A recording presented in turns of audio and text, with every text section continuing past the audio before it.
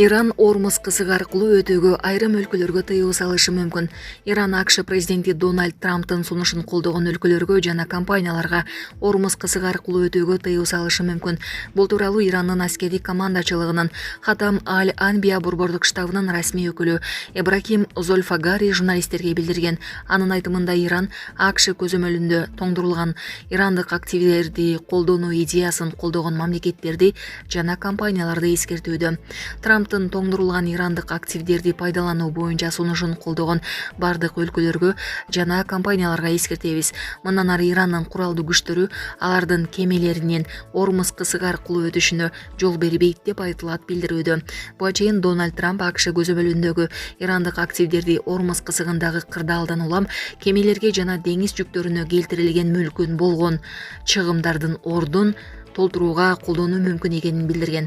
Ормуз кызыгы дүйнөдөгү эң маанилүү мунай ташуучу деңиз жолдорунун бири болуп саналат. Иран Украина кол салган кемеге аскердик жооп берилет. Иран Украина тарабынан Каспий деңизиндеги ирандык соода кемесине жасалган чабуулга сөзсүз түрдө аскердик жооп кайтарарын билдирди.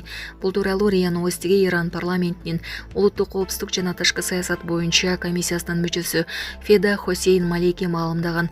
Анын айтымында Иран буга чейин дипломатиялык каналдар аркылуу нааразычылыгын билдирип, ультиматум койгон.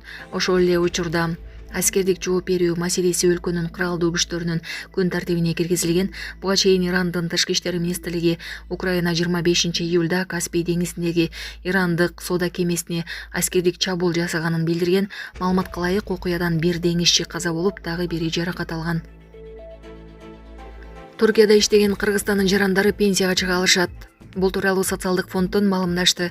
Ага ылайык 2020 жылы Кыргызстан менен Түркиянын ортосундагы социалдык камсыздоо жөнүндө келишим күчүнө кирген.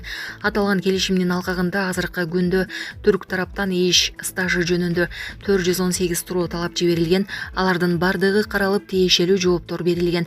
Белгиленгендей, келишимге ылайык Туркия Кыргызстандын бир жаранына пенсия чектеген. Сонун жаңылык, сиз билген жана иченген Умбем клиникасы эми сизге дагы да болсо жакыныраак болду. Анткени бизде жаңы филиал ачылды. Андыктан келип, өзүңүздүн жана жакындарыңыздын ден соолугуна кам көрүшүңүздү сунуштайбыз. Биздин жогорку даражадагы дарыгерлер төмөндөгү адистиктер боюнча кабыл алат: стоматология, гинекология, терапия, лор, хирургия, педиатрия, урология, УЗИ жана башка адистиктер. Лабораториялык анализдин 5000ден ашуун түрү алынат. Жогорку даражадагы стерилизациялоо. Биздин дарек ВДНХ метросу, Кондратюка көчөсү 2. Телефон номерибиз 8925 103 22 55. Кабыл алууга алдын ала жазылып келүүңүздөрдү суранабыз. Умбем клиникасы. Сиздин ден соолугуңуз, биздин камкордук. Орусияда кыргызстандыктардын 14 миллион рубль эмгек акысы өндүрүлүп берилди. Жыл башынан бери Орусияда 194 кыргызстандыктын мурда төлөнбөй калган эмгек акысы өндүрүлүп берилди. Бул тууралуу 28 июлда эмгек министрлиги кабарлады. Маалымдагандай, өндүрүлгөн сумма 14 миллион 373 миң 900 рубльду түзгөн. Андан тышкары өндүрүштө жаракат алган Кыргызстандын 3 жаранына 4 миллион 550 рубль кенемде өндүрүлгөн. Улуу Британия Украинага аскер жөнөтүүгө даяр экенин билдирди. Бүгүн Улуу Британиянын жаңы премьер-министри Энди Бернем Украинадагы согуш аяктагандан кийин өлкөгө аскердик контингент жөнөтүүгө даяр экенин билдирди. Бул тууралуу орусиялык басылмалар жазып чыгышты. Бернемдин айтымында, ок атышуу токтогондон кийин Британия Украинанын узак мөөнөттүү коопсуздугун камсыз кылуу үчүн көп улуттуу күчтөрдүн курамында аскерлерин жайгаштырууга даяр. Ал ошондой эле Лондон Киевди колдонууну улантып, Москвага ок атышууну токтотууга жана сүйлөшүүлөрдү кайра баштоого багытталган басымды күчөтөрүн белгиледи. Беле кетсек, Энди Бернем Улуу Британиянын премьер-министри кызматына 20 июлда киришти.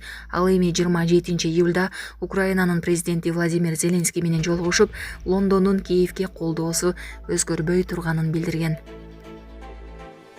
Apple 2 аккумуляторлуу бүктөлүүчү iPhone чыгарышы мүмкүн. Apple компаниясы 2 аккумулятор менен жабдылган жаңы смартфонду иштеп чыгып жатканы маалым болду. Macworld басылмасынын жазганына караганда, iOS 27 операциялык тутумунун бета версиясынын кодунда 2 батареясы бар iPhone тууралуу маалымат табылган. Андагы билдирүүлөрдө бул iPhone'дун аккумуляторлору деген сөздөр көптүк түрдө колдонулган. Басылманын божомолунда кеп бүктөлүүчү iPhone Ultra тууралуу болуп жатат. Анда смартфондун эки бөлүгүнө өзүнчө аккумулятор орнотулганы, ошондой эле алардын ар бирин өзүнчө оңдоого же алмаштырууга мүмкүн болору айтылат. Маалыматка ылайык, iPhone Ultra смартфону 2026 жылдын күз айларында тааныштырылышы мүмкүн.